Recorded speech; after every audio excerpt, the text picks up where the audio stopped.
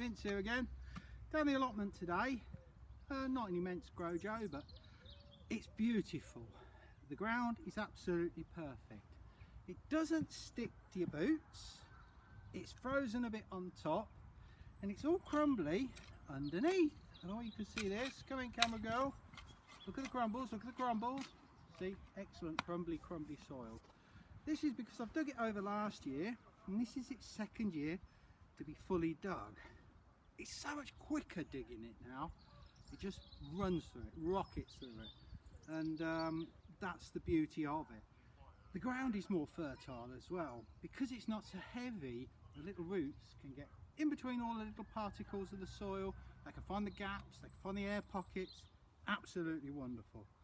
And on the allotment today, well, what could be better? Beautiful still day. Look at that. I'm not even in the sunshine yet, but I'm still enjoying it. So this is the perfect time of year to get out on the allotment.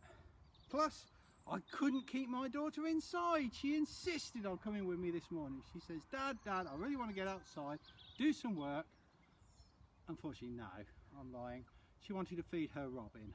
So robin's been fed. You may see it later. Not a minute. What I'm going to talk to you today about is wet trenching. Now, wet trenching. Something you don't see often in the garden books. They always say, take all your rubbish and compost it. Did she chop my head off again? Hello. Good. Take all your rubbish and compost it. Make it into lovely compost and dig it in your soil. Not always convenient. I don't know about you, there's a house full of 5 of us, and we turn out this amount of veg peelings in one meal. We don't do ready veg or stuff like that, so we have an awful lot of compost. Plus my kids have got rabbits, so that all has to be composted as well. And over Christmas, well, the grey bins not exactly collected very regularly, so we're stuck a bit at the minute. So what I'm going to do is wet trench it. Now, wet trenching is a sort of composting. You have to dig down, so you're a spit or a spit and a half below soil level. Yeah, so you got down here nice and deep, and then you're putting the rubbish in. Right, the rubbish can go in, not too much, just a bit. Yeah, like that. And then as you dig over the next line, we'll do a whole line here. I know you like to see me work. There. Remember, digging technique? Spade digging this time, not fork digging. Take the roots out, most important. Those you've got to compost. Don't try wet trenching weed roots. It doesn't work. However, it does work for potato peelings and the like. Now, the reason you wet trench, not leave it in a heap on your compost or anything like that, is because of various nasty bits and pieces like rats, and they'll come in and try and eat all the rubbish you leave lying around.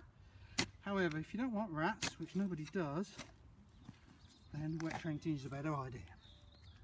Oh my God, look at that. Stinging it. Good idea to wear gardening gloves. I don't have gardening gloves. These are Brick Lane gloves. They're lighter, easier, cheaper, and feel better, and they fit better. So, and then put everything in the trench.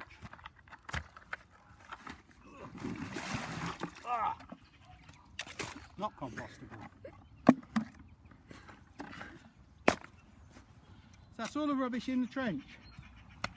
Then cut, dig.